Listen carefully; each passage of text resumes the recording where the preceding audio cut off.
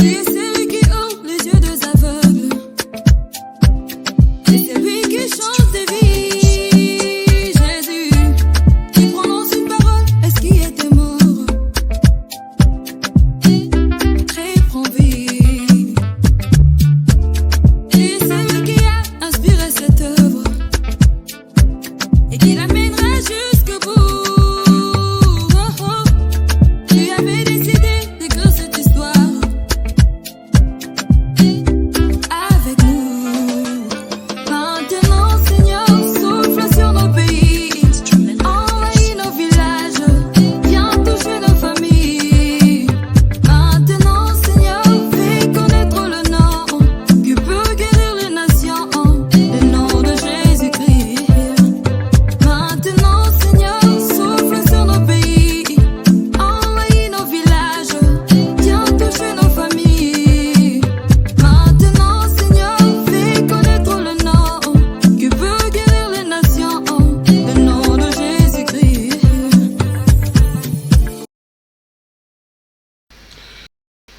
Bonsoir chers téléspectateurs, nous sommes encore revenus dans la série de notre interview avec le pasteur John Baptiste, le pasteur de Newcastle, au cadre de ce sujet aussi brûlant qui est l'enlèvement. Nous avions commencé la fois passée et nous avons fait l'émission en lingala, mais sur votre demande, en tout cas la plupart d'entre vous, vous nous avez demandé pour des raisons de large diffusion que nous puissions basculer en français. Aujourd'hui, nous allons basculer en français, comme déjà vous le constatez, et que non seulement on sera en français, mais on va quelque peu illustrer aussi cette émission, toujours pour des raisons pédagogiques, pour démontrer que ici on ne raconte pas des choses, on vient avec des évidences pour parler par rapport à ce qui doit être et ce qui est. Alors, pour ne pas m'éterniser dans cette introduction, c'est le même sujet. Le pasteur qui est à mes côtés va s'étendre aujourd'hui sur quelques 2 ou 3 extraits de la Bible. Vous êtes en train de le découvrir là, il est avec moi. Et il va essayer de s'étendre aujourd'hui. Et il a un peu survolé, je dirais, la fois passée, mais cette fois-ci, il va vraiment s'étendre, il va aller en profondeur, en expliquant chaque verset, et surtout en répondant à vos préoccupations, vous qui nous aviez envoyé vos réactions, il va vraiment répondre à vos questions, et je suis là pour chaque fois essayer de rappeler certains points, si lui-même oublie, on fera un effort de répondre à vos préoccupations, parce que nous sommes là pour enseigner, et rien d'autre.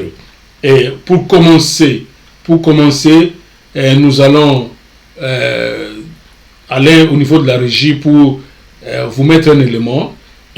Celui qui va parler ici, c'est Monsieur Ben Wetherington. Yeah, Ben Wetherington. Il est professeur de Nouveau Testament à l'université de Glasgow et de Durham. C'est un professeur qui enseigne le Nouveau Testament et c'est lui qui va nous parler sur les origines de l'enlèvement, de cet enseignement sur l'enlèvement. Donc ça n'a pas été, ce que le pasteur a dit la fois passée, il n'a pas tiré ça de sa tête ou de sa connaissance, il n'a pas inventé. Donc cette affaire des origines de l'enlèvement, c'est donc documenté. Et celui qui parle ici, c'est un professeur, il enseigne des gens à l'université, c'est entre autres ce qu'est l'enlèvement. Alors, nous commençons, si vous permettez, pasteur, je voudrais commencer avec cet élément, avant que je vous donne la parole. Peut-être vous ferez certainement un petit commentaire sur l'homme ou sur l'abcès, parce que vous en avez parlé en long et en large la fois passée. Merci beaucoup. Bon, voilà, je mets cet élément, et puis après, je vous passe la parole.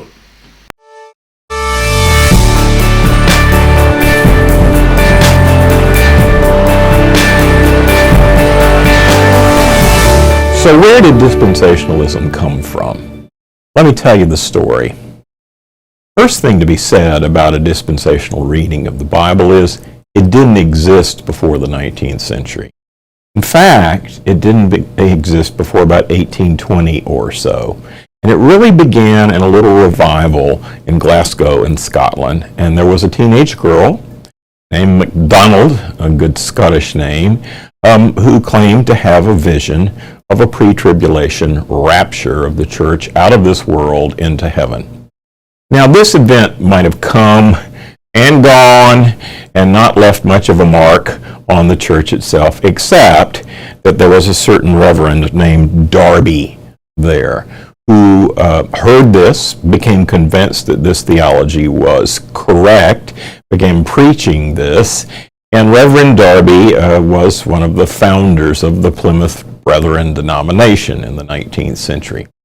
Now again, this might have been a flash in the pan, a very small Christian sect with a peculiar belief that nobody in the first 1800 years of church history had believed in, except that Mr. Darby took his gospel of the rapture to the United States. And he came in contact with the Billy Graham of his day. His name was Dwight L. Moody, founder of the Moody Bible Institute and Moody Press and all of that. Moody became the sort of worldwide disseminator of this theology of dispensationalism and a pre-tribulation rapture on both sides of the Atlantic and for a very long time. And then we were off and running. What happened next is there began to be novels, not the Left Behind series, but earlier novels. One was called Jesus is Coming, written by a Chicago entrepreneur who had become enamored with this theology of Dwight L. Moody. Moody Institute, founded in Chicago. He had a lot of influence in Chicago. Then even later than that, we have what is known as the Scofield Reference Bible. C.I. Scofield is the person who came up with this idea of not merely having a study Bible with chain references in the margin, but actually putting headings in the biblical text, like Jesus predicts the rapture, and then having study notes at the bottom of the page so that the ordinary person who buys a Bible would go, "Whoa, look, it's right there in my Bible. The heading in the middle of Matthew 24 says Jesus predicts it must be true," right? So we're really off to the races now in the early part of the 20th century with the Scofield Reference Bible and other resources. Somewhere in the mid-20s, this lay theological movement, and I would stress this was a theological movement not based on the study of the Greek New Testament or the Hebrew Old Testament, but a lay theological movement that spread throughout the United States and in various places around the world. Somewhere in the mid-1920s, there was a felt need to shore up this theology with scholarly support and scholarly exegesis. And so you had the Dallas Theological Institute, founded in the 1920s by a Presbyterian minister. This eventually became Dallas Theological Seminary, so that you had two major centers of study of dispensationalism in America, one in Chicago and one in Dallas, and both in the Midwest of the United States. Now, if you study the history of Dallas Theological Seminary and you look at the names of their presidents, involving a lot of well-known names along the way, you'll discover that most of those folks continued to propagate the gospel of dispensationalism by writing books, of various kinds of books, like Armageddon and Mideast Oil by Professor Walvoord or President Walvoord. And then, of course, the famous Timothy LaHaye and Jerry Jenkins series, the Left Behind series, which led to this most recent movie about a rapture and the Left Behind phenomena. What you need to understand about this is that for 1,800 years of church history, nobody believed this theology or thought it was an accurate way of interpreting the Bible. Today, when we look at it, we can realize it's a relatively modern phenomenon. And as a modern phenomenon, it's unique to the Western Church. It's unique to certain forms of Protestantism. In other words, it's not a Catholic theology. It's not an Orthodox theology. And actually, only a minority of Protestants have embraced this theology. So what we need to say about this is that if it's not well grounded in the exegesis of the Bible, it should not be embraced. And in fact, it isn't. There is no theology of the rapture in the New Testament. So what I like to say about all this is the left behind theology needs to be, wait for it, left behind. Merci beaucoup. C'était là le professeur Ben Witherington. Je l'ai dit, c'est le professeur qui donne cours à l'université, il donne cours de Nouveau Testament à l'université de Glasgow et de Durham, ici en anglais, au Royaume-Uni. Alors, merci beaucoup, pasteur. Un mot encore pour juste expliciter, c'est dire en anglais. Espérons que nous aurons la traduction au bas. Mais juste un petit mot de rappel, pasteur. Qu'est-ce que le professeur vient de dire ici? Oui, c'est ce que le professeur m'a vraiment aidé à propager ce que j'avais dit, confirmer, ce que j'avais dit la semaine passée. Que c'est un mouvement qui n'a jamais existé dans l'histoire de l'Église. L'enlèvement. L'enlèvement. Ouais. Donc, ce qu'on appelle en anglais rapture. Et puis, sa conclusion dit que, comme c'est un mouvement qui n'a jamais existé, nous devons vraiment l'oublier. C'est ce qu'il a dit. Left behind theory should be left behind. En français, s'il vous plaît, parce que là, l'émission est en français. La théorie, donc le film là de l'enlèvement, oui. Nous devons aussi l'enlever, c'est ce qu'il voulait dire. Voilà. Enlevons cela. Voilà. Et là, il est en train de faire de la théologie ou il est en train de faire une lecture fidèle de la Bible. Mais c'est tellement on peut venir nous taxer que non, là, c'est des théologiens qui parlent maintenant. Oui, les gens parlent des théologiens, ils ne connaissent pas la théologie. Ça, c'est un problème. Ouais. Ok. Vous savez, oui. Papa Véron, oui. Dans chaque domaine, oui. On a besoin de spécialistes. Dans chaque domaine. Aujourd'hui, il y a une différence entre quand Kaboulo Mwana Kaboulo rapportait le match et quand vous verrez un homme comme Rio Fernando rapporter un match. Pourquoi? Parce que Kaboulo, bien qu'il a joué au football, mais il n'a pas été professionnel. Il ne connaît pas le jeu et le calcul qui se fait sur le terrain. Regardez un peu ces gens-là, quand ils analysent le football, ils l'analysent avec beaucoup de précision et ils peuvent vous tracer même des carrés sur le terrain pour vous dire qu'à ce temps-là, le joueur devait se mettre là-bas. Donc s'il n'a pas marqué, parce qu'il n'a pas été là. Oui. Vous comprenez? Oui. Voilà. Donc l'un a pratiqué la chose, l'autre n'a pas pratiqué. Voilà. Et donc, voilà quoi. Voilà. Donc, c'est un enseignant du Nouveau Testament. Voilà. Il vous dit ceci. Ouais. Cette théologie ne s'est pas basée sur l'enseignement grec l'exégèse grecque du Nouveau Testament. C'est-à-dire, ils ne se sont pas référés au texte, ils se sont référés à la traduction. Or, chaque traduction a ses problèmes.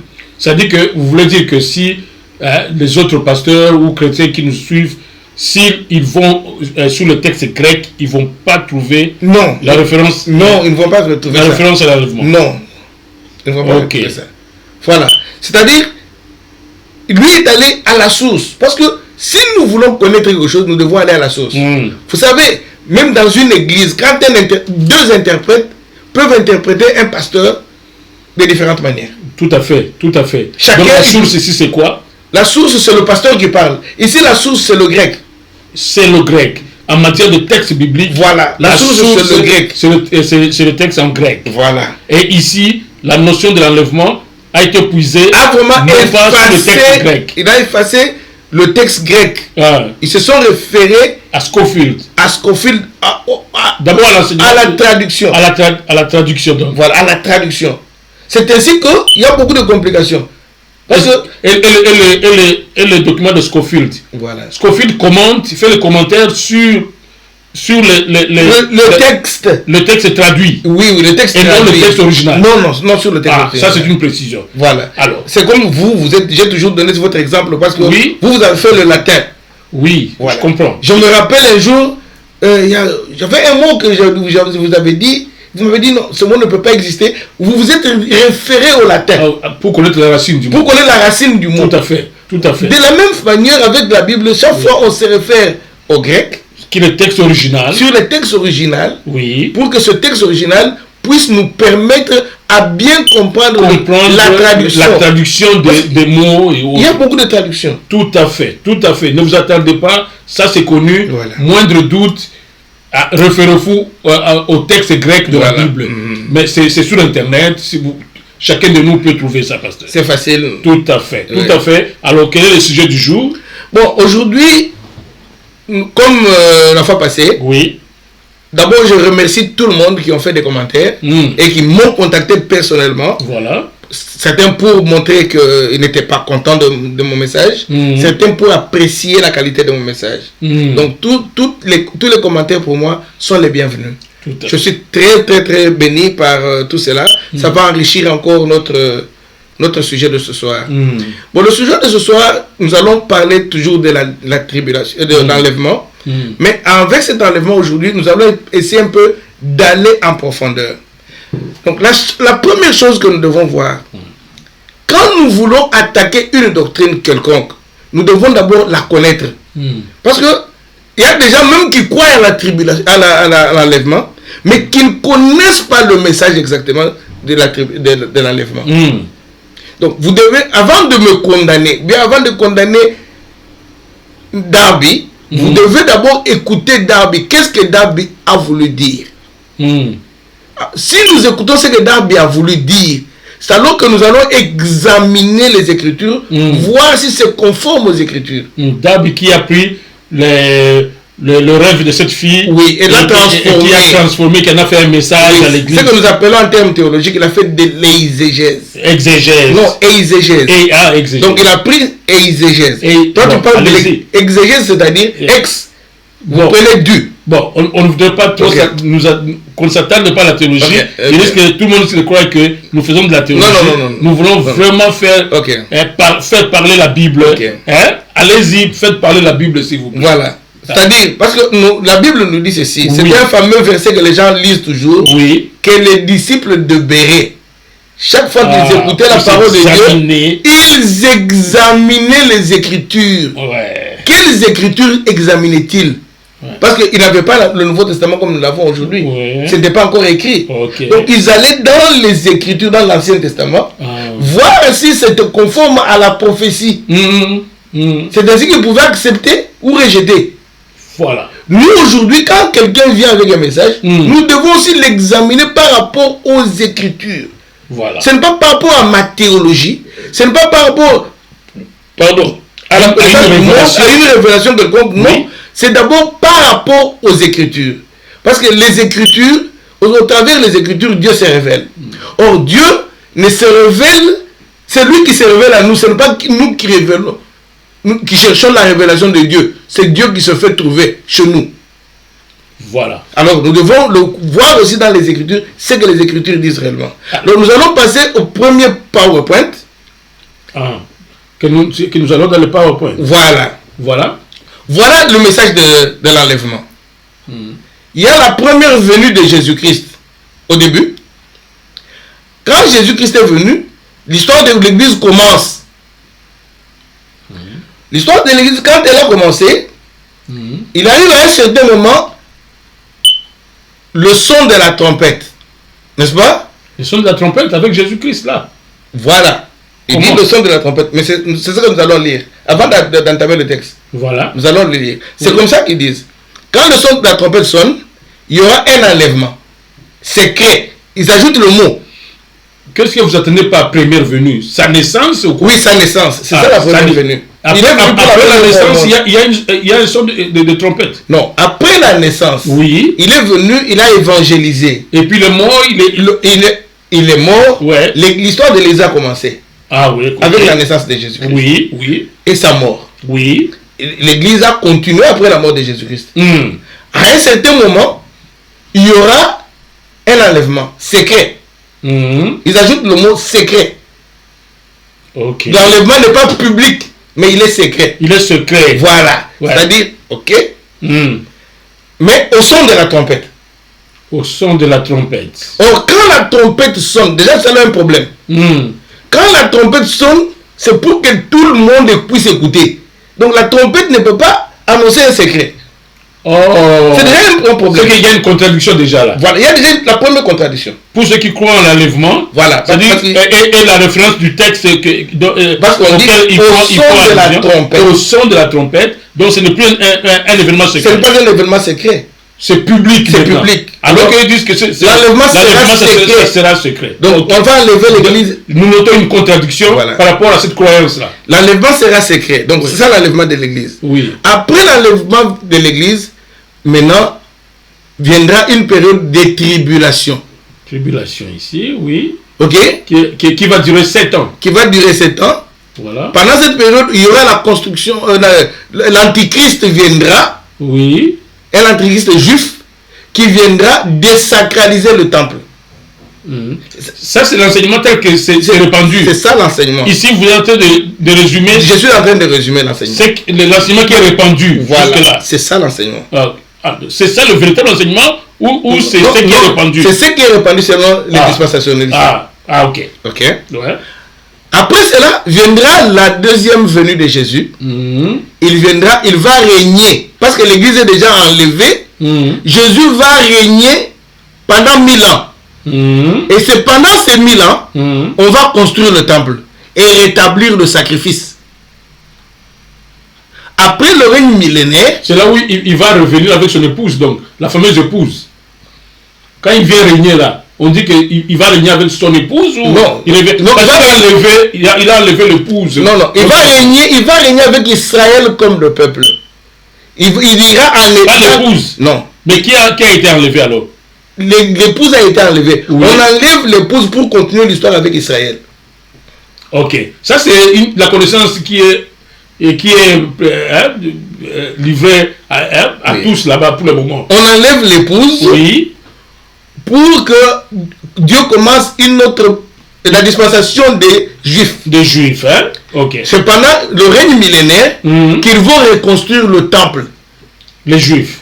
Voilà, ils vont reconstruire le temple. Oui. Et puis ils vont rétablir le sacrifice. Et Jésus sera là aussi? Oui, Jésus il sera en Israël. Il sera en Israël. Voilà. Comme État. Un Jésus géographique. Donc, dans un État géographique. Ok. Voilà. Ça, c'est la seconde venue de Jésus il va aller régner en Israël. Après les 1000 ans maintenant, c'est alors que l'épouse va revenir. Voilà. L'épouse à ce moment est où? Pendant que le Christ est en Israël, l'épouse maintenant est où? Je ne sais pas, moi c'est ça la question. Toujours dans le firmament. Oui, dans les nuées. Toujours dans les nuées. Dans les nuées avec Jésus. Ok. Vous comprenez un peu? Alors, après cela, viendra maintenant le règne éternel de Dieu. Mais avec Israël comme... Le fameux jugement. Oui, le fameux jugement viendra. Oui. Donc, il y aura... Si nous pouvons dire un peu d'une manière claire, donc il y a 3 venues de Jésus.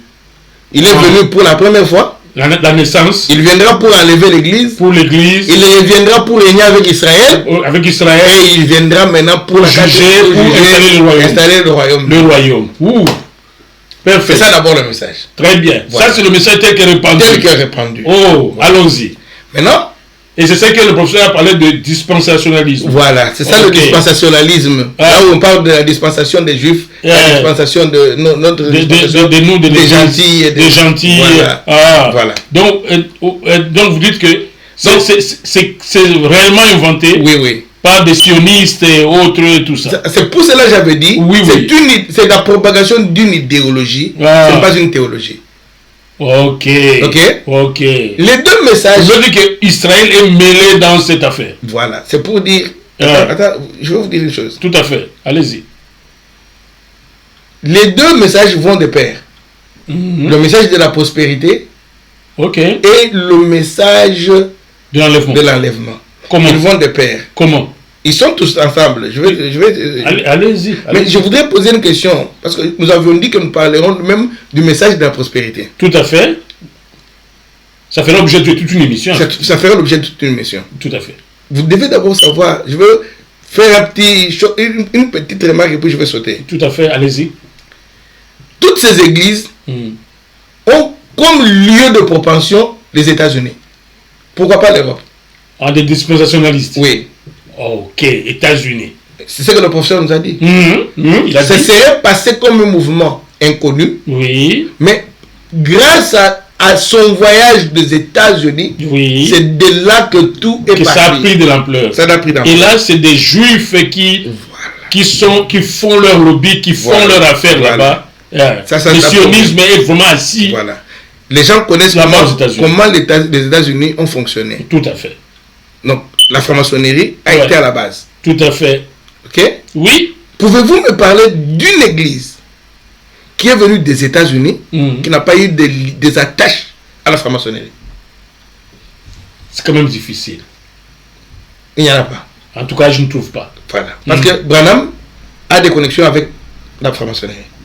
Vous l'affirmez? Parce que là, les bonamistes nous suivent. Ils le savent. Ils risquent de rétorquer que mais Oui, vous oui. racontez des choses. Je ne raconte pas des choses. Vous doutez, ça. Vous faites votre travail de journaliste. Moi, je fais mon travail de journaliste. Ok, ça va. Mais parce que quand vous déclarez quelque chose, vais- j'aime toujours que vous puissiez expliciter. Je vais expliquer. Pour qu'on ne prenne pas comme des gens qui. Écoutez, j'ai dit, je veux passer. Non. Le jour où vous aurez le temps, vous Oui, pouvez peut-être je vous passerai. étendre. Je passerai. Ouais. Vous verrez que Tyson et Russell, c'est lui qui a créé les témoins de Jéhovah. Yeah. Il a eu des connexions avec Avec la franc-maçonnerie. Dewey. Aussi. Il y a une Parfait. connexion avec la franc-maçonnerie. Les Mormons, Les Mormons. c'est la même chose. Et vous verrez que, bon, je ne sais pas aller un peu plus loin. Donc c'est ça Parce que l'influence des États-Unis. nous allons nous écarter. L'influence des États-Unis. donc. Voilà, nous allons nous écarter de notre On ne sujet. peut pas s'écarter. Vous êtes sur la bonne marche. Ok. Allez-y. Maintenant, je C'est voulais- pour faire comprendre aux gens Que c'est c'est pas pas faire- pour- ce voilà. n'est pas une mince affaire. Ce n'est C'est- pas seulement un enlèvement comme Paul dit dans Non. ses épîtres et tout ça. C'est toute une histoire qui est racontée. Ouais. C'est pourquoi vous avez mis ce PowerPoint. Voilà, c'est pour ça que j'ai voulu que les gens comprennent d'abord Comprennent. ce que nous prêche. Oui. Pour qu'on ne prenne pas pour un aventurier Non, qui non. ne comprend rien. Non, c'est comme si- pourquoi d'ailleurs vous êtes venu avec cet entendement Voilà. qui est déjà dehors là-bas. Et maintenant, comme on dit à Lingala, Ok, maintenant nous allons analyser ce texte-là, oui, cet enseignement-là. cet enseignement-ci. C'est à cet enseignement-là que je m'attaque Ok. par rapport aux écrits. Aux écrits de la Bible. Voilà. Tout à fait. Allez-y. Bon. Allez-y. D'abord, dans 1 Thessaloniciens, chapitre 1 et le chapitre 4 où nous étions, Vous voulez dire qu'on va rester sur le PowerPoint ou à un moment donné on va évoluer? vous pouvez évoluer, on peut évoluer maintenant, c'est pas ce que j'ai expliqué. On va évoluer. Parce que nous avons d'autres éléments de Oui, PowerPoint. vous pouvez aller avec l'autre là. Oui. Voilà. Ça reste un peu là-bas. Vous pouvez un peu agrandir ici aussi, je pense. Ok. Ah, c'est fait maintenant. La réalisation a déjà Ok. monté ça. Bon, peut-être nos téléspectateurs pourront chercher à lire. Vous n'avez pas besoin de les lire ici. Ok. Nous ne voulons pas, frère, que vous soyez dans l'ignorance au sujet de ce Là, qui vous n'avez dort- pas donné de référence biblique. Non, c'est le passage qu'on avait lu la semaine Non, passée. donnez encore. 1 Toujours. Thessaloniciens chapitre 4, je commence par le verset 13 Mhm. jusqu'à la fin. Jusqu'à la fin. Allez-y. Allez-y. Nous ne voulons pas, frère, que vous soyez dans l'ignorance au sujet de ceux qui dorment, afin que vous ne vous affligiez pas comme les autres qui n'ont point d'espérance. Car si nous croyons que Jésus est mort et qu'il est ressuscité, croyons aussi que Dieu ramènera par Jésus avec lui ceux qui sont morts. Voici en effet ce que nous vous déclarons d'après la parole du Seigneur. Nous les vivants restés pour l'avènement de notre Seigneur Jésus, nous ne défenserons pas ceux qui sont morts. Lui-même a un signal donné, Voilà. à la voix d'un archange, au son de la trompette. Dieu descendra du ciel. Les morts en Christ ressusciteront premièrement. Voilà. Ensuite, nous les vivants, nous serons restés. Et nous serons tous ensemble enlevés avec eux sur les nuées, à la rencontre du Seigneur dans les airs. Et ainsi, nous serons toujours avec le Seigneur.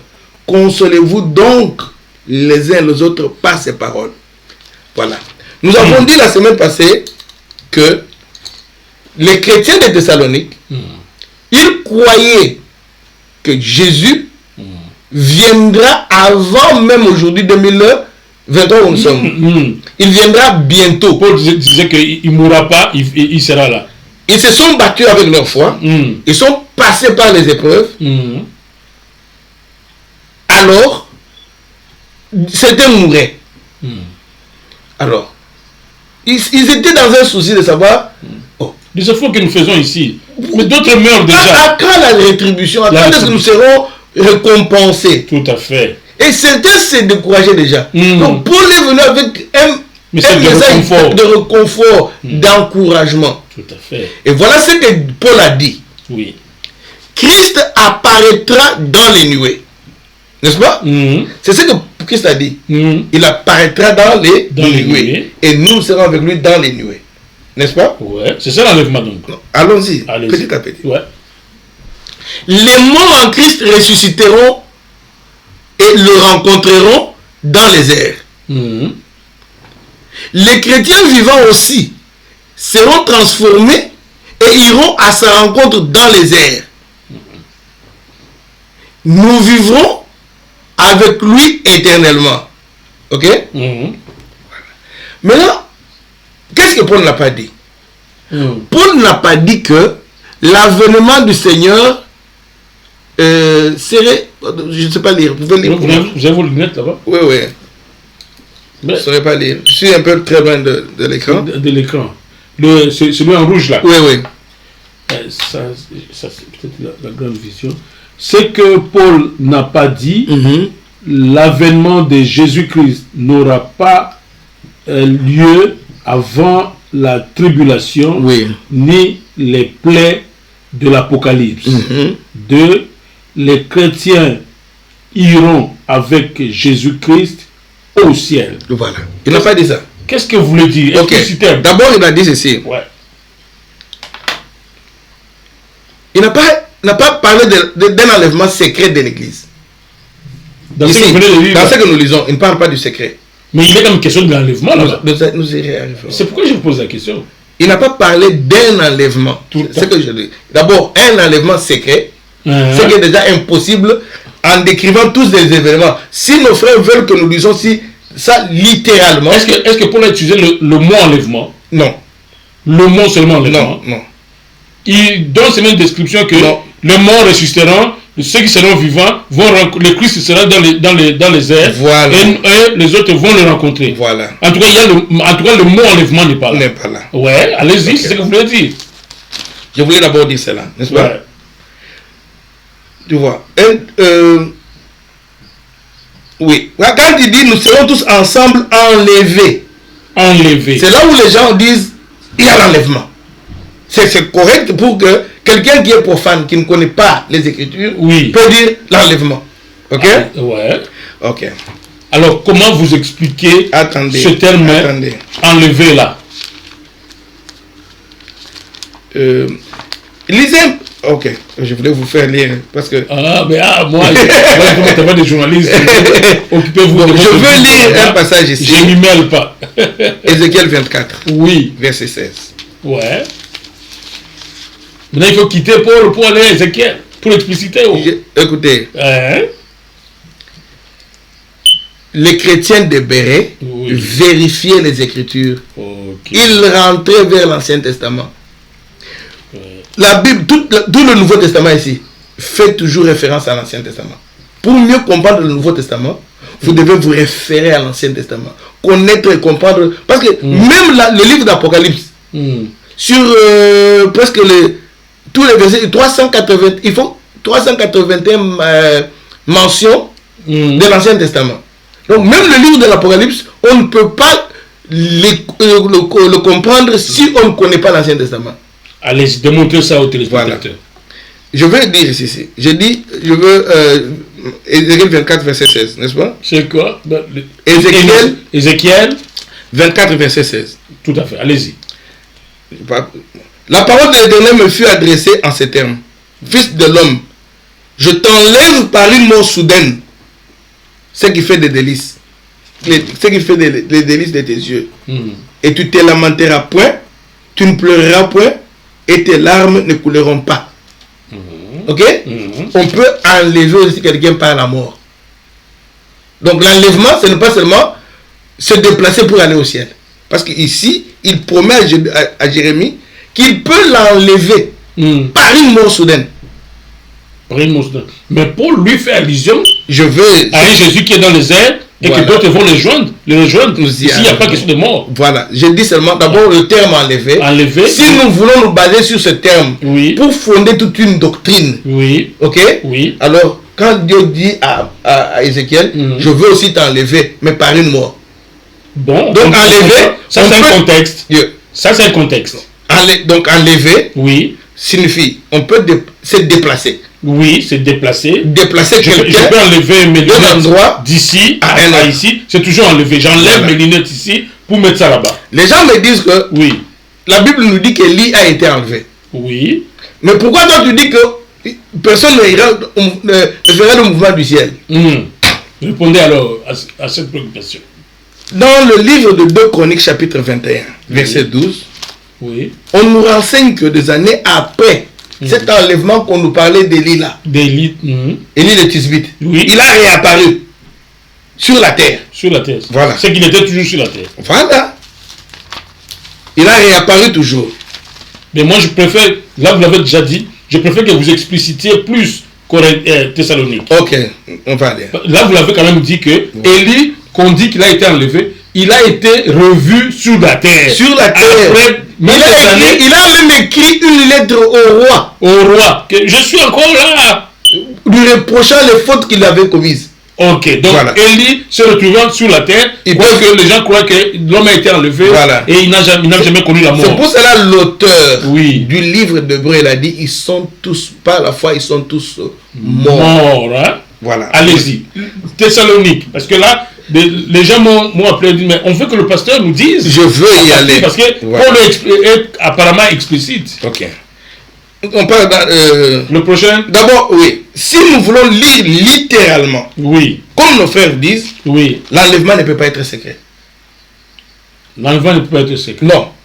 Par rapport à ce que. À ce texte ici. Parce que la Bible nous dit ceci, hein. Oui, c'est notre Thessalonique. À un signal donné, Oui. Le signal est public. à la voix d'un archange, L'archange donne un signal public. au son de la trompette Et la trompette elle-même est publique. de Dieu, descendra du ciel et les morts en Christ ressusciteront. Premièrement. Mhm. Donc, ici, on nous parle de la résurrection des morts. Oui, Alors, la semaine passée, je vous avais dit oui. que pour mieux comprendre la Bible, nous avons ce qu'on appelle le framework of reference. Oui. Donc, les 4 thèmes autour duquel navigue la Bible. La Bible. C'était la création de l'homme, Mhm. donc la création tout entière, Oui. la chute de l'homme, Mhm. la réparation, c'est-à-dire Dieu entame la réparation, Mhm. il nous rachète, Mhm. n'est-ce pas? Oui. Le rachat, c'est ça, c'est parmi l'étape de la réparation. Les thèmes principaux De la réparation. oui. C'est alors que Jésus est venu mourir pour nous, pour qu'il puisse réparer, nous réconcilier avec Dieu. Oui. Parce qu'il a réparé, maintenant viendra la nouvelle création. La nouvelle création. La nouvelle création. Oui. D'ailleurs, Le royaume de Dieu sur terre. voilà. Et Pierre nous dit ceci. Voilà. On parle de l'avènement de Jésus. De l'avènement de Jésus. Mhm. Alors, l'apôtre Pierre nous dit exactement ceci. C'est 2 Pierre, je crois. 1 Pierre. Est-ce que j'ai mis ça? M'excusez, aujourd'hui je veux Oui. y aller un peu profondément. Hein?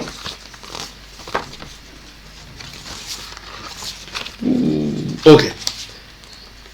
2 Pierre chapitre 3, Oui, allez. versets 12 et 13. Mhm. Il dit ceci.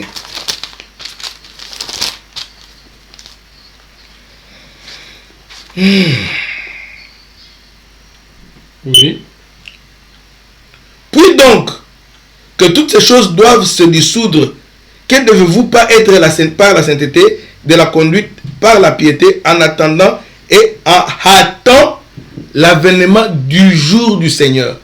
Paul nous a parlé de l'avènement. Mhm. Les disciples parlaient de l'avènement. Et je vous ai fait différence. Il y a une différence entre l'avènement et l'événement. L'avènement, c'est un couronnement du roi. Tandis que l'événement, c'est quelque chose qui arrive. Oui. Oh, l'avènement, c'est une cérémonie. Voilà. Il dit, puisque toutes choses doivent se dissoudre, quelle ne devez-vous pas être par la sainteté de la conduite et par la piété, en attendant et hâtant l'avènement du jour du Seigneur, jour à cause duquel les cieux enflammés se dissoudront, les éléments embrasés se fondront, mais nous attendons selon la promesse des nouveaux cieux et une nouvelle terre où la justice habitera. Là, c'est pas de l'avènement. L'avènement qui est comme comme le dernier jour. Voilà, c'est le dernier jour. Parce qu'ici, ça n'apparente pas à l'enlèvement ici. Non. Voilà. Donc, si Paul... Ici, c'est comme si Pierre évoque un autre événement. Non. Il évoque l'avènement. Il y a un couronnement de Jésus combien de fois? Une fois, non? Voilà. C'est à la fin, non? C'est à la fin, n'est-ce pas? Oui. Tous les disciples parlaient de l'avènement de Jésus. Jamais un disciple n'a parlé de l'enlèvement. Ok. Ils attendaient le couronnement de leur travail. Ah. À la fin de toutes choses.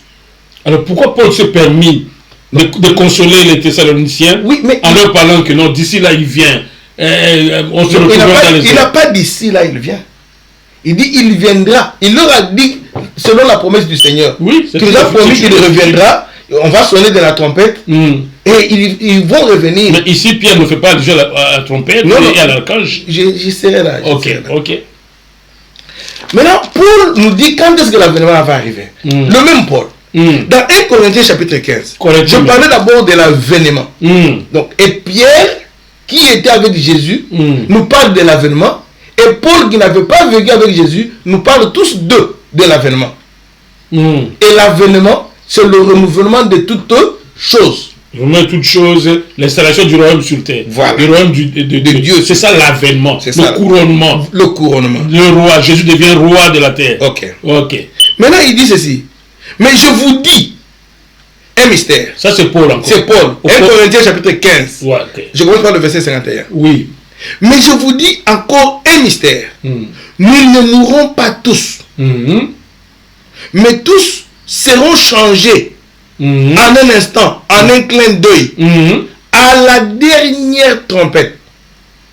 Donc, ces choses, c'est la transformation qu'il a promis aux Thessaloniciens. Il en parle chez les Corinthiens. Chez les Corinthiens, il ajoute un autre détail. Ça sera... Tu as remarqué ça? À la dernière trompette. À la dernière trompette. Il y aura des trompettes qui vont sonner. Et ce sera à la dernière trompette. Ok? Yeah. Maintenant, il y a une différence. Est-ce qu'il y aura une trompette qui va sonner pour l'enlèvement? Les morts ressuscitent. Ils revêtent encore l'éclat céleste. Et une autre trompette qui viendra encore sonner. Alors, si nous étudions les trompettes dans l'Apocalypse, il n'y a aucune fois, il n'y a pas de place où on nous démontre qu'il y aura une trompette qui va sonner et les gens seront enlevés. Et une autre trompette qui sonnera quand le royaume de Dieu sera établi. La dernière trompette dont on nous parle dans l'Apocalypse, c'est quand le royaume est établi. C'est quand le royaume est établi. La dernière est l'unique, voilà. Ou il y en a deux ou trois. La dernière est l'unique. Ok. Parce que là, c'est une précision. Voilà. Vaut son pesant d'or. Parce que si nous allons dans le livre d'Apocalypse maintenant, oui. Au chapitre 11, c'est là où la dernière trompette sonne. Le 7e ange sonna la trompette. Il y eut dans le ciel de fortes voix qui disaient le royaume du monde est remis à notre Seigneur et à son Christ. Il régnera au siècle des siècles.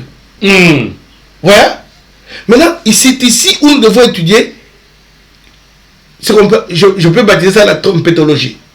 Allez-y. Voilà. Pourquoi Paul mentionne-t-il la trompette? Parce que Paul était un pharisien. Donc Paul comprenait bien les Écritures et il savait ce qu'il disait. Un pharisien, c'est un docteur de la loi. C'est comme un docteur en théologie. Donc, C'était dans l'école de Gamaliel. Voilà, vous verrez comment Paul est en train de manipuler l'Ancien Testament pour faire ressortir la doctrine chrétienne. C'est-à-dire que parfois certains théologiens exagèrent pour dire c'est lui. C'est que Paul est dans le bon. Il est dans le très bon. C'est plutôt l'Église qui a été de mal interpréter Paul. Voilà. C'est ce que vous voulez dire. Alors démontrer en quoi Paul n'a pas posé un problème. Paul connaissait qu'est-ce que c'est la trompette. Ok. Le rôle d'une trompette en Israël. La trompette était un signal d'abord pour l'adoration. Ok. Ouais. Vous pouvez lire ça dans le livre de Lévitique 23, verset 24. Ou bien Lévitique 5, verset 9. Ok. La trompette pouvait signaler une attaque. Signaler que nous serons attaqués. Préparez-vous, cachez-vous. Jérémie chapitre 4. Comme une alerte en tout cas. Oui, une alerte. Elle pouvait servir d'alerte. La trompette sonnait lors de la procession et de l'apparition de l'arc de l'Alliance. L'arc de l'Alliance. Avant que ça n'apparaisse, une trompette sonne d'abord. Voilà. 2 Samuel chapitre 6, verset 15. Josué chapitre 6, verset 13. D'ailleurs, sur Josué chapitre 6, verset 13, ça nous explique la prise de Jéricho. Et la trompette a sonné là-bas. Avant la prise. Voilà, avant la prise de Jéricho. Une trompette a sonné. Voilà. Les prêtres avaient l'arc de l'Alliance et les chanteurs avec la trompette, cette trompette, ils ont fait cette tour de Jéricho. Quand la dernière trompette a sonné, c'est alors que les murs de Jéricho se sont écroulés. Oh. Voilà. Après le son de la trompette. Alors on a captivé Jéricho. Après le son de la trompette. La possession et la possession de l'arche de l'Alliance. Vous comprenez? Oui. Donc, à la dernière trompette, c'est alors que les murs de Jéricho se sont écroulés. Alors, si Paul vous parle de cette image-là, ok? Et puis, le dernier rôle de la trompette, ça servait à la coronation. Donc, au couronnement. Au couronnement Coronation en anglais. Ok, bon, ok, allons-y. Ça, nous pouvons lire. Je vais lire. Parce que les autres, je ne voulais pas lire. Rapidement, parce que je n'aimerais pas que vous vous écartiez. Je ne m'écarte pas. Parce que c'est Paul que les gens évoquent souvent pour parler de l'enlèvement. Ne vous écartez pas parce que vous êtes là pour expliciter ce que Paul voulait réellement dire. Voilà, j'y vais. Et comme pour corriger ceux qui ont mal compris Paul. Voilà. Et Paul nous parle ici. Et là, on évolue plus dans les PowerPoint pour que je revienne. Vous pouvez aller à l'autre PowerPoint. À l'autre PowerPoint maintenant. Ok. Oui. Où est-ce que j'étais? J'étais 1 Roi chapitre 1 verset 34. Oui. 1 Roi chapitre 1 verset 34. Que les gens croient qu'on ne lit pas la Bible. Nous la lisons aussi. 1 Roi chapitre 1 verset 34. Il dit ceci. Allez-y. Le sacrificateur Tsadok et Nathan le prophète loindront pour roi sur Israël. Et vous sonnerez la trompette et vous direz, vive le roi, viendra s'asseoir. Et vive le roi, vous monterez après lui. Vous monterez après lui. Et il viendra. Où est-ce que je suis? 34. Là, le sacrificateur Tsadok et Nathan, le prophète, loindront pour roi d'Israël. On parle de Salomon. C'est Jacob et David qui leur donne des ordres. Comment ils vont oindre Salomon. Vous sonnerez de la trompette et vous direz, vive le roi Salomon. Vous monterez après lui. Il viendra s'asseoir sur mon trône et il régnera à ma place. C'est celui, par mon ordre, sera le chef d'Israël. N'est-ce pas? Donc, il y a 3 choses qui se font. On va le oindre. Oui. On va sonner de la trompette. Ils vont monter après lui. Ils vont monter avec lui. N'est-ce pas? Il viendra s'asseoir sur le trône. Sont-ils montés pour aller au ciel? En tout cas, ici, non. Non. Donc, monter après lui, c'est-à-dire, vous allez, vous mettre sur la place d'honneur avec lui. Avec lui. Voilà. Maintenant, En quoi vous faites le lien avec voilà. Thessalonique? On nous parle de l'avènement. Le couronnement du roi. Couronnement.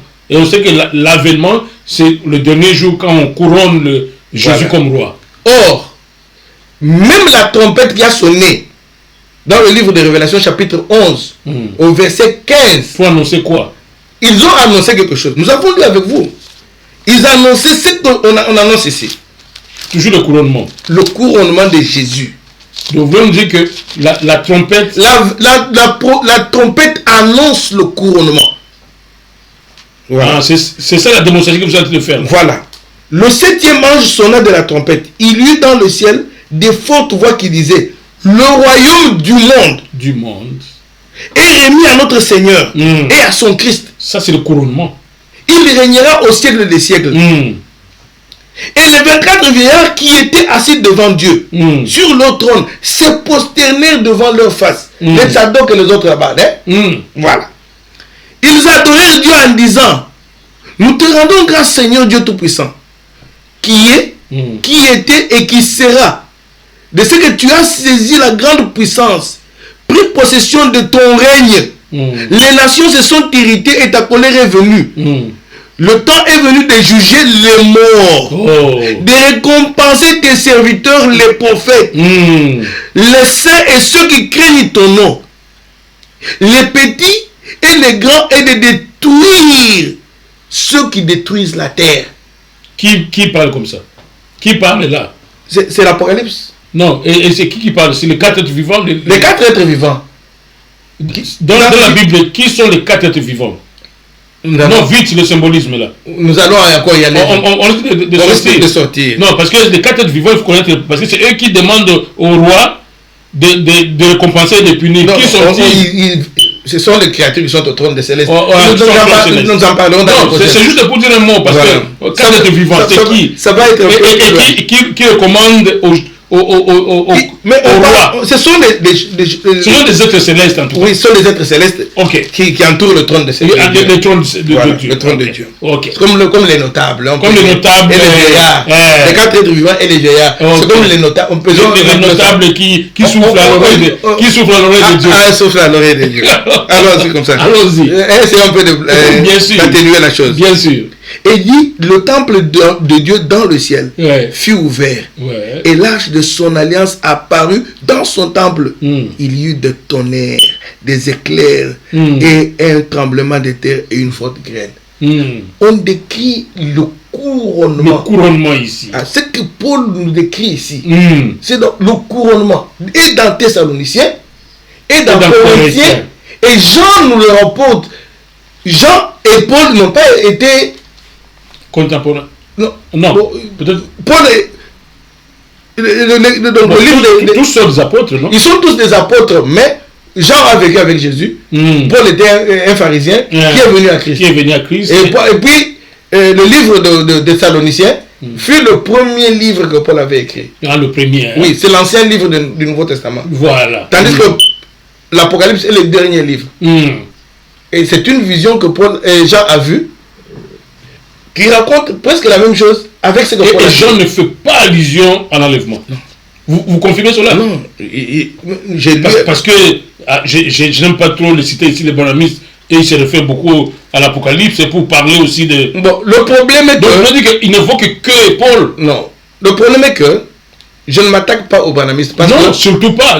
Et puis, je ne permettrai pas dans cette émission. Okay. La dispensation a commencé bien avant le bonamisme. Le branhamisme, c'est un mouvement du XXe siècle. Tandis que le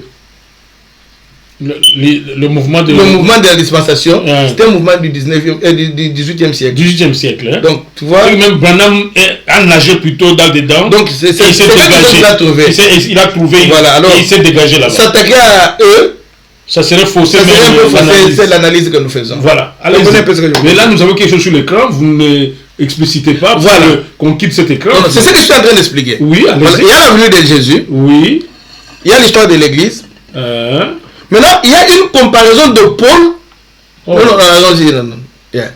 Il y a Paul, si nous voulons comparer Paul et l'Apocalypse de la trompette finale, n'est-ce pas? Oui. Vous trouvez que toutes ces choses ici viennent après la tribulation.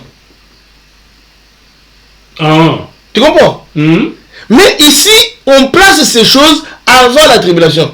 Pour justifier justement l'enlèvement. Oh, la tribulation. Parce qu'on dit que l'épouse qui sera enlevée ne va pas subir la tribulation. D'où ça c'est. L'épouse doit partir, comme ils disent. Nous l'épouse, nous partirons. Mais vous là, les dénominationnels, vous allez passer la tribulation. Le but des Écritures, lisez tout le Nouveau Testament. Ouais. Ce sont des lettres de réconfort aux chrétiens qui passaient par la tribulation. La tribulation, c'était déjà sous la tribulation. C'est la souffrance. Et Paul était de réconforter. C'est la souffrance que les chrétiens subissaient de la part et des juifs et des non-juifs. Ah, donc c'est même une clarification que déjà quand Paul est réconforté là-bas à Thessalonique et à Thessaloniciens et aux Corinthiens, ces gens étaient sous la tribulation. C'est pourquoi je disais, mais nous souffrons, la souffrance est quand même terrible ici. Certains même sont morts, ils sont en train de mourir. Quelle sera leur sort et même notre sort à nous qui continuons à vivre? C'est cela.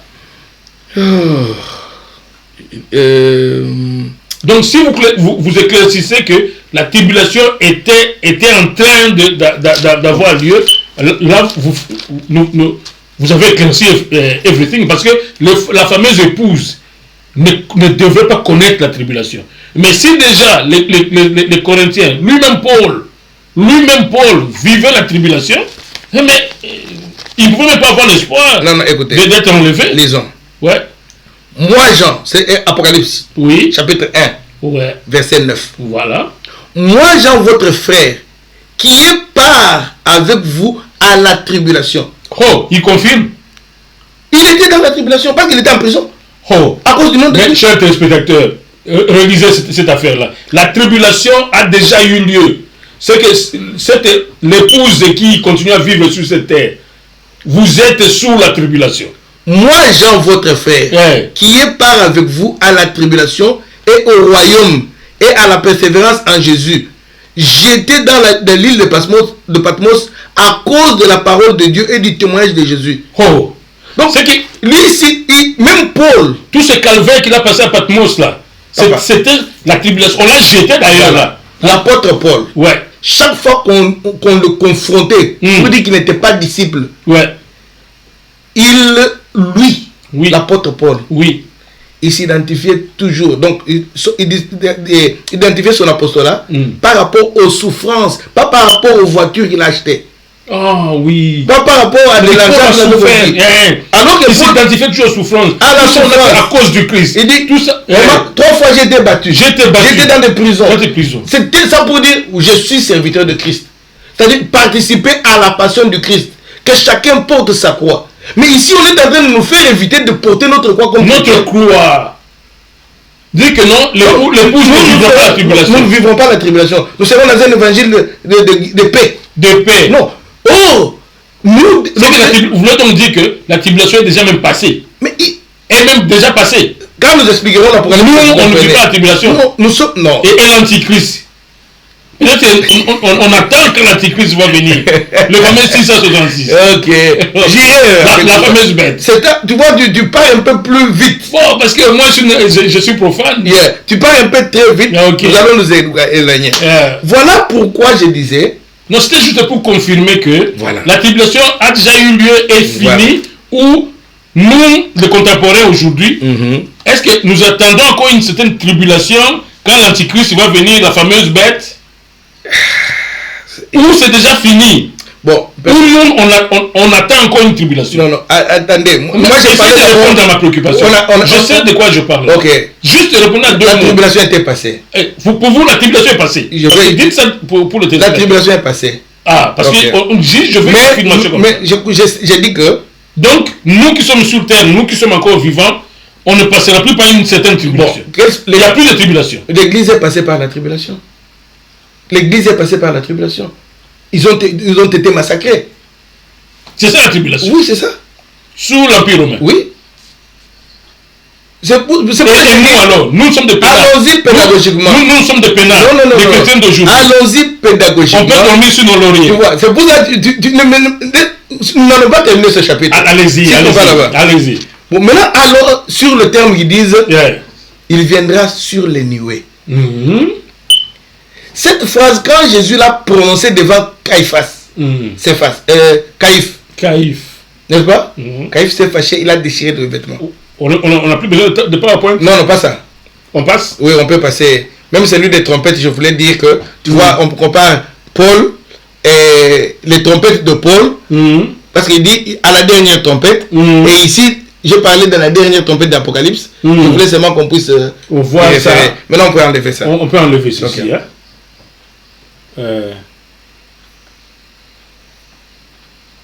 Oui. Est-ce que réalisation, si la réalisation peut nous aider très rapidement, voilà. Très rapidement.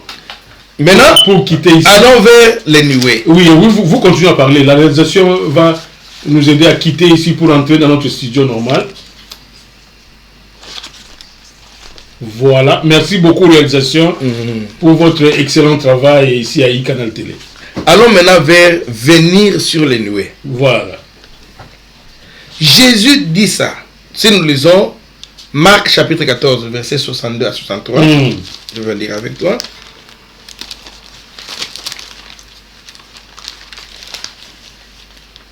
Bien, on commence par Matthieu 26. Parce que je suis déjà sur Matthieu. Matthieu 26, verset 63.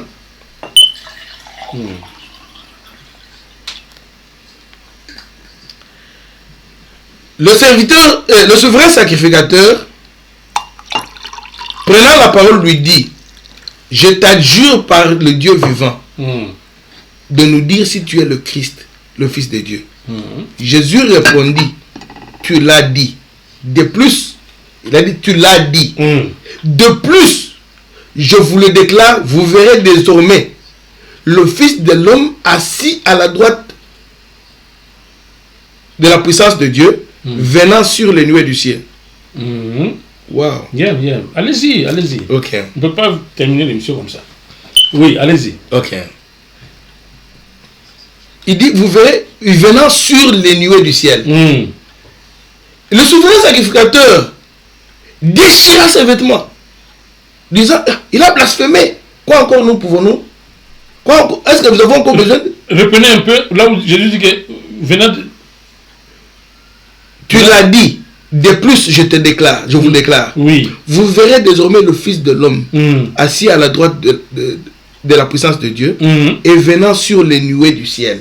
Oh, comment ça? Voilà. Cet événement. Cet événement, il raconte ici, est dans le livre de Daniel.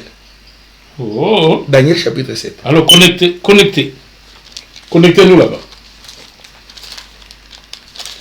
Daniel chapitre 7. Je prends le verset 13 et 14. Ok. J'ai regardé pendant mes visions nocturnes. Et voici, les nuées de ciel arriva. Quelqu'un semblable à un fils de l'homme s'avança vers l'ancien des jours.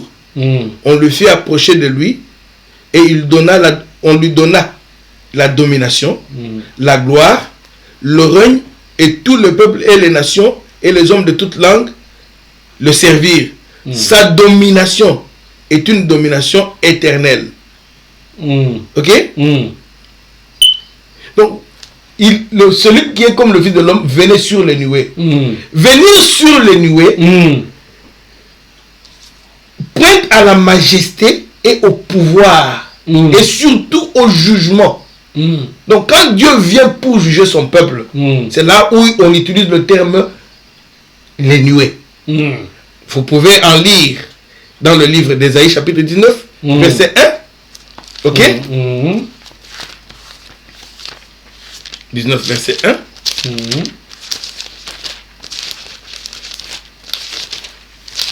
C'est pour ça que j'avais dit qu'il a utilisé des métaphores. 19 verset 1. 19 ailleurs. Voici, l'Éternel est monté sur une nuée rapide. Il vient en Égypte et les idoles d'Égypte tremblent devant lui. Et les cœurs des Égyptiens tombent en défaillance. Donc quand Dieu venait sur la nuée, est-ce que Dieu peut habiter la nuée?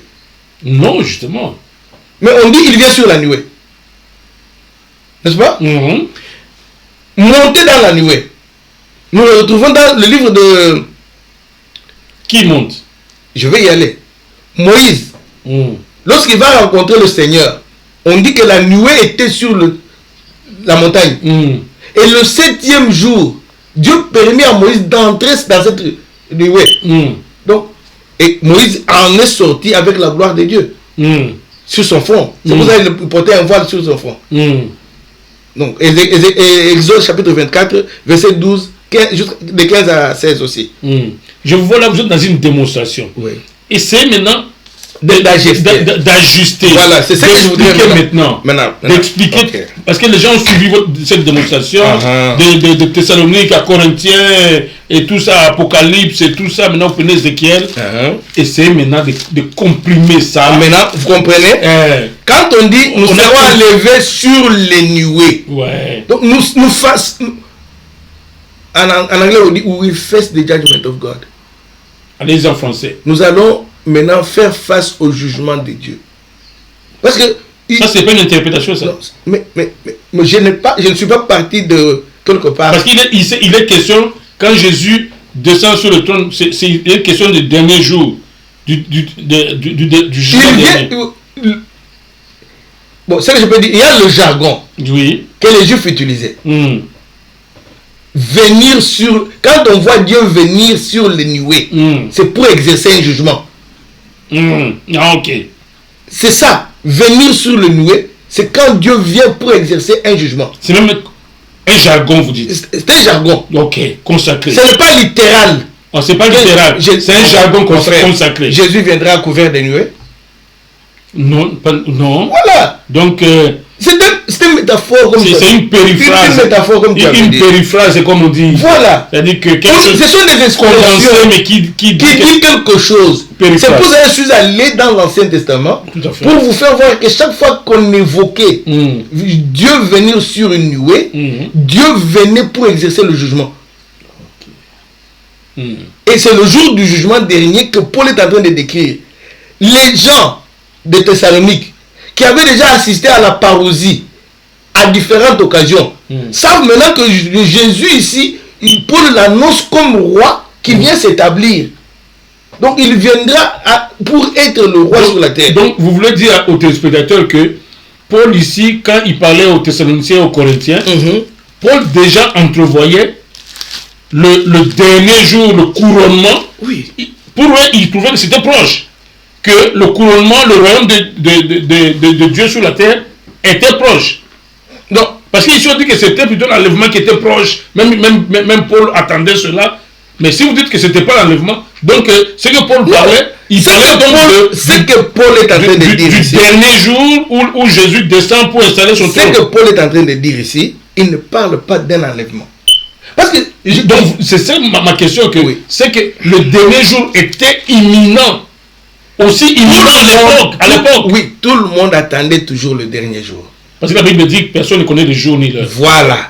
C'est ça là où nous allons conseiller le chrétien. Tout le monde qui est venu avec le message des derniers temps, c'est toujours heurté et partir.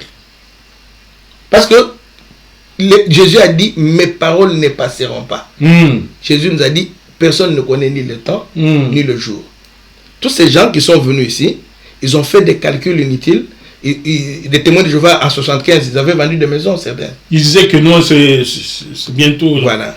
Et vous verrez que c'est toujours lié à la pyramide de Giza, au règne millénaire, il y a un peu de méli-mélo.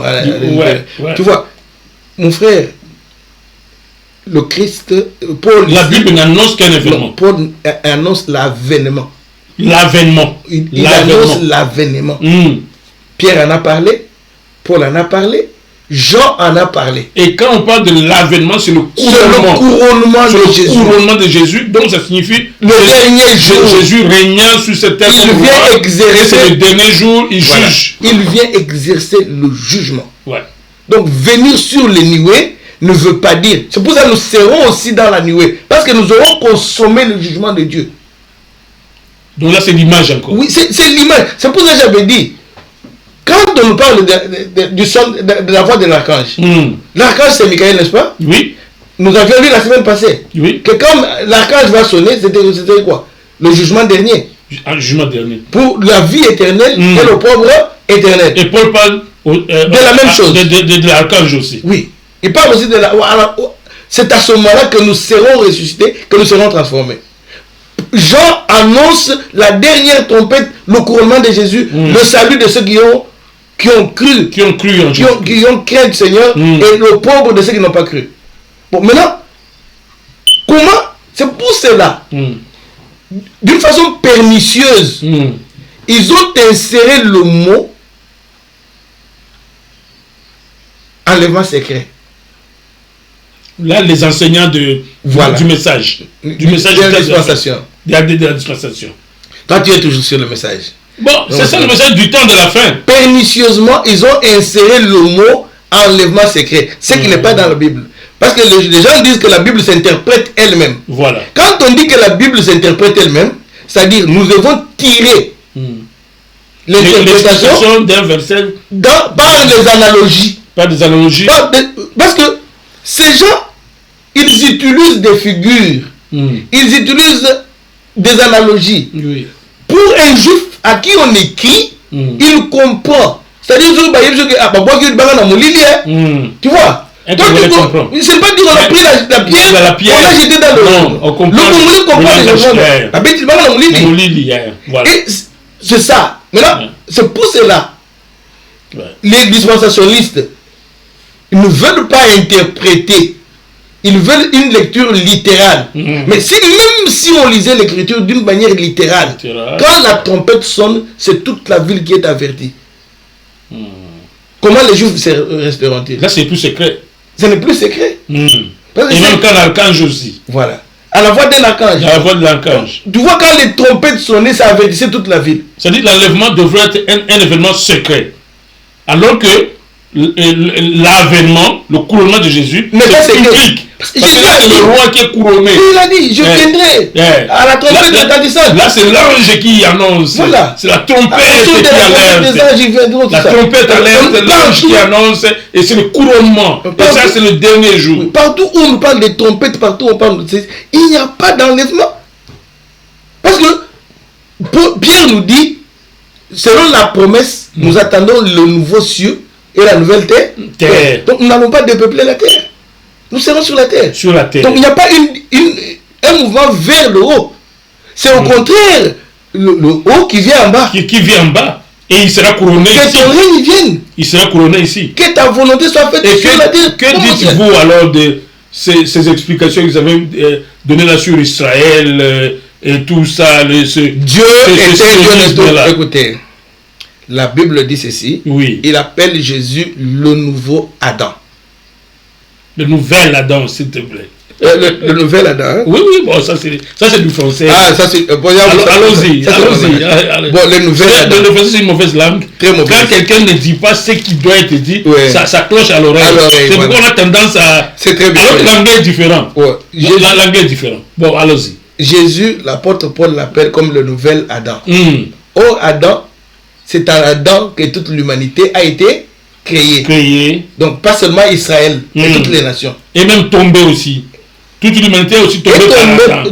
Nous vivons. Donc, Christ est venu réparer le péché d'Adam. Il n'est pas venu rétablir Israël.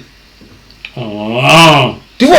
L'univers, l'humanité, comme vous avez commencé dans votre première émission. Voilà. Il est venu rétablir l'humanité. Qui a été corrompue. Corrompue par une personne. Par une personne.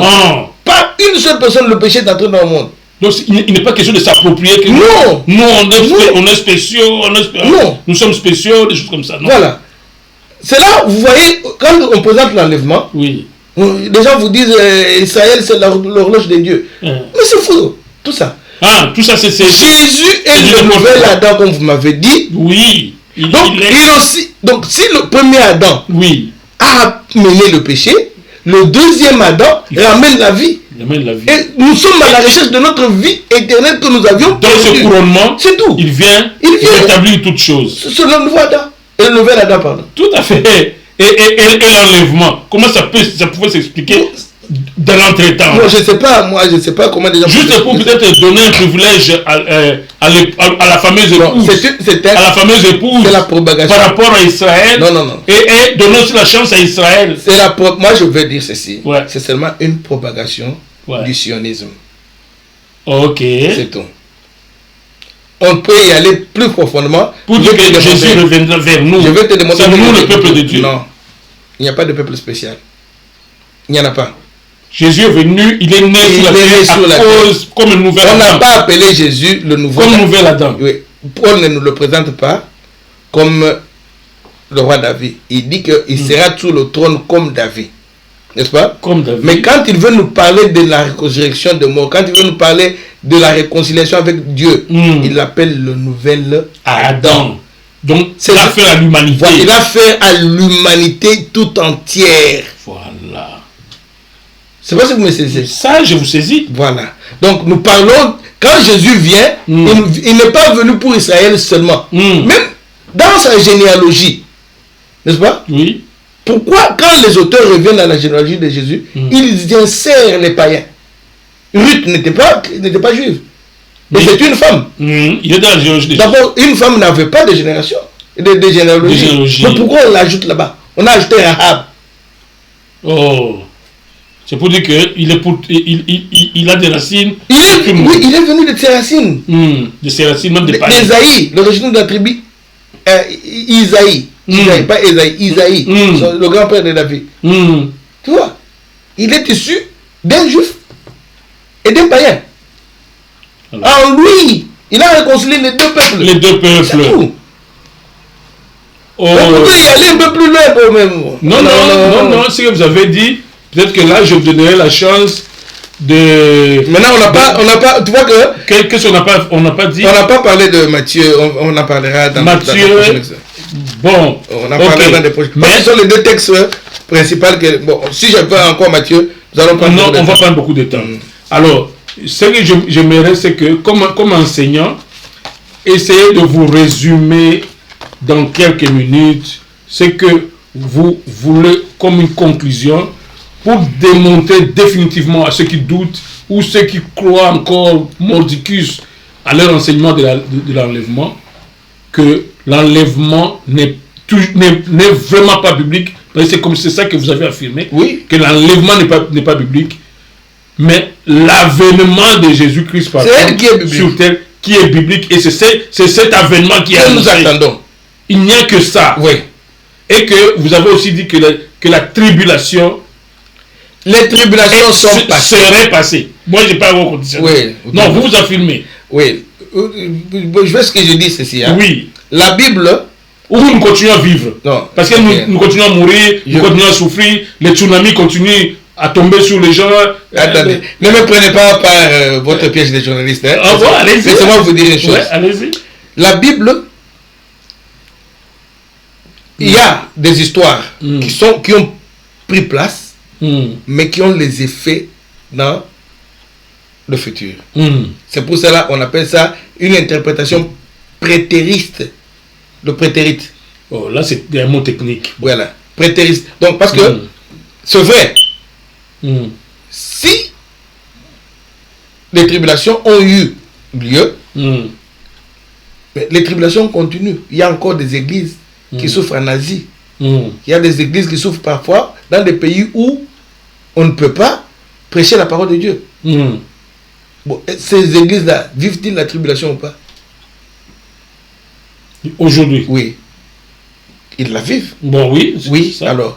Donc, ce sont des livres. C'est-à-dire que nous vivons des tribulations. Les tribulations, jusqu'au couronnement. Oui, le chrétien ne doit affronter les tribulations. Si d'autres avant nous ils ont affronté les tribulations. Nous sommes aussi de vivre nos tribulations. Voilà, personne n'y échappera. Personne parce que beaucoup de ceux qui croient en l'enlèvement, et ils font la fête. Oh, non, on sera peinard. Vous, les dénominationnels, vous allez souffrir. Nous du message. Nous, on sera partis. On dit ceci. Hein? Ouais. Après cela, j'ai regardé. Voici, il y avait une grande foule. Oui. Que personne ne pouvait compter de toutes les nations. Ouais. De toutes les tribus, de tout le peuple, de toute langue. Ils s'étaient devant le trône et devant l'agneau, revêtus de robes blanches et des palmes dans leurs mains.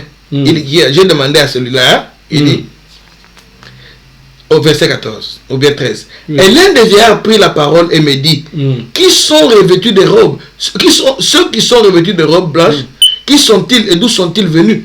J'ai dit, Seigneur, tu le sais. Et il me dit, ce sont ceux qui viennent de la grande tribulation. Ils ont lavé leur robe. Ils l'ont blanchi dans le sang de l'agneau. Alors que ceux qui disent qu'ils vont être enlevés, ils vont échapper à la tribulation. Alors que ici, là, je dis qu'il est en train de présenter que ceux-ci viennent de la tribulation. C'est ça. Ça signifie qu'ils ne passeront pas la tribulation. Ça, c'est clair maintenant. L'eau est éprouvée par le feu. Le feu de la tribulation, c'est ce qui éprouve notre foi. C'est-à-dire, même s'il y avait enlèvement, si toute personne passerait par une certaine tribulation, nous passons toujours par... La vie chrétienne est pleine de tribulations. Oui, parce que nous ne pouvons pas échapper à la tribulation. On vit dans le monde, mais on n'est pas du monde. Oui, mais c'est-à-dire que, voilà. Alors, je vous donne ce mot de la fin à votre manière. Essayez de vous résumer. Non, moi j'ai terminé. Vous avez terminé? Oui, j'ai vraiment terminé. C'est la dernière impression. Ouais. C'est pourquoi, par rapport, par exemple, à l'enlèvement, je veux des affirmations claires que, écoutez, nous venons de démontrer que l'enlèvement n'est pas biblique. Les quelques allusions que Paul et les autres extraits qu'on a lus, c'est quelques allusions, c'est par confusion qu'on attribue ça à l'enlèvement. Voilà. Et que ce dont ces extraits parlent en réalité, c'est le dernier jour, l'avènement de Jésus-Christ. Oui. Le couronnement de Jésus-Christ. Je veux conclure en ces mots. C'est que Jésus ne reviendra plus 2 fois ou 3 fois. Non. Jésus est venu une fois et il reviendra la seconde et la dernière fois. À la fin des âges. À la fin de l'âge. De l'âge. Au dernier jour. Et pendant ce temps. Au jour du Seigneur. Ouais. C'est ce jour-là que nous attendons. C'est ça le jour du Seigneur. Que nous attendons. Ok.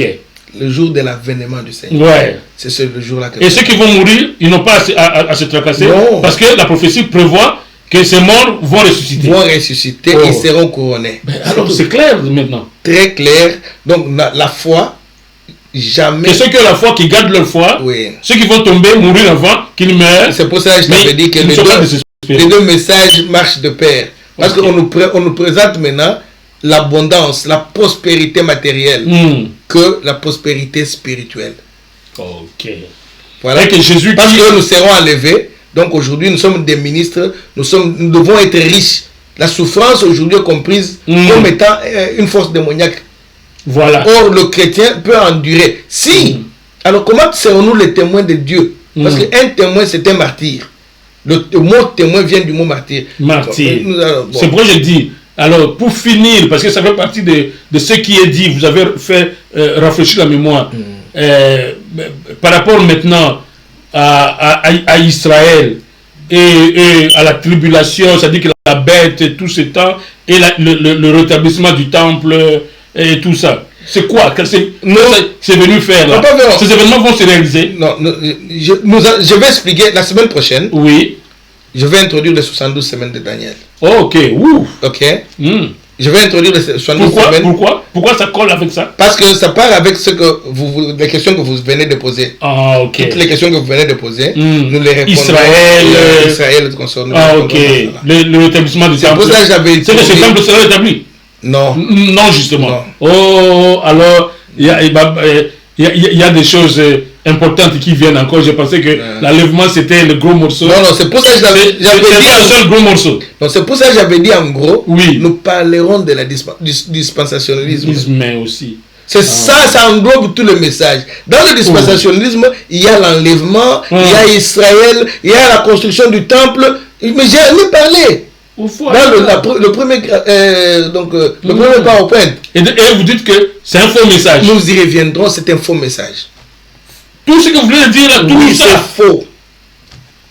C'est une gymnastique vraiment intellectuelle où on veut nous faire croire quelque chose qui n'est pas dans les Écritures. Dans les Écritures. Non. Alors, mes chers frères, chers téléspectateurs, vous avez constaté que nous avons plus de temps, pris plus de temps que prévu. Le serviteur de Dieu s'est vraiment époumoné. Il a fait son travail pour évoquer des extraits que vous avez voulu qu'il puisse les images que Paul utilisait. Il a fait un effort de vous démontrer que tout nous a pointé vers le dernier jour, vers le couronnement de Jésus-Christ. Il n'y a rien dans cette démonstration qui nous a pointé à un certain enlèvement qui serait entre, comme on dit en anglais, between, in between. Il n'y a pas un événement au milieu. On y va tout droit à ce jour-là, dont la Bible dit personne ne connaît les jours, même l'heure. Donc ça signifie que nos yeux sont braqués, les efforts que nous faisons, la vie que nous menons, la vie correcte des enfants de Dieu, nous la menons en fonction de vivre dans le royaume, et non pas pour être enlevé. Oh! En tout cas, si vous avez encore des réactions, ou vous estimez que le pasteur a oublié certains éléments, vous qui vraiment êtes assidus au message du temps de la fin, venez vers nous, nous sommes vers comme chaîne. Nous avons seulement reçu le pasteur Jean-Baptiste qui avait des choses dans son ventre. Il vient de les livrer et il dit qu'il n'est même pas arrivé à la fin. Il va encore venir casser certaines choses, certains messages, le dispensationalisme, et il a décrit et tout ça, et il annonce déjà qu'il va aller vers le message de Daniel. Parce que c'est le message clair. C'est parmi les messages. C'est le message de Daniel ou comment? Comment vous appelez ça? Les 70 semaines. Les 70 semaines de Daniel. Il dit 72 tout ça. Il dit il va aller avec ça. Il y a plein de choses là-bas. Mais les 70 semaines de Daniel sont vraies. Mais ne disent pas ce que les gens disent. C'est ça. Voilà. Ah oui, voilà. En tout cas, sinon, on terminerait par cette émission. Merci beaucoup de nous avoir suivis. Revenez vers nous avec vos réactions. En tout cas, elles seront les bienvenues. Ceux qui veulent venir sur notre plateau, vous êtes les bienvenus. Vous qui sentez que vous avez à redire, contribuez dans le chat, mettez votre message, votre réaction. Nous allons revenir vers vous, ou nous allons prendre compte, moi-même journaliste, je reviendrai vers le pasteur pour venir expliciter ce qu'il a peut-être mal dit ou ce qu'il a manqué de dire. Merci et on se retrouve la fois prochaine, s'il vous plaît.